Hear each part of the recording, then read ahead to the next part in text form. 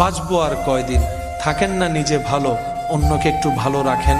বিশ্বাস করেন, অন্যকে ভালো রেখে আপনি এখান থেকে যে ভালোটা থাকতে পারবেন, অন্যের চোখে পানি এনে দিয়ে সে ভালোটা আপনি থাকতে পারবেন না।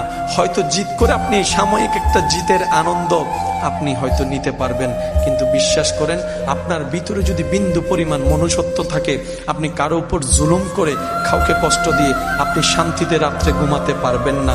আপনার মনুষ্যত্ববোধ আপনাকে বারবার জাগিয়ে তুলবে। কথা বলেন ঠিক কিনা?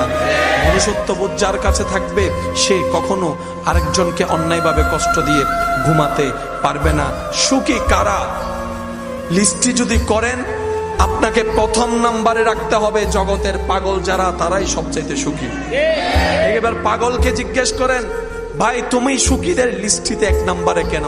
সবাই তো হাসে, সবার হাসির মধ্যে কেমন যেন একটু ফরমালিন অভিনয়ের ভাব আছে, কিন্তু পাগল যখন হাসে দেখতে এত চমৎকার লাগে, মনে হয় যেন তার মনের আনন্দের হাসিটা তার চেহারাই দেখা যাচ্ছে। ও পাগল, তুমি এত সুন্দর করে হাসো কেন? পাগল হয়তো এটাই বলবে, আমি কারো সামনেও থাকি না, আমি কারো পিছনেও থাকি না, না পাইলে আফসোস করি না, পাইলে রব যা দয়া করে সেটার উপর সন্তুষ্টি থেকে আমি খেতে শুরু করি।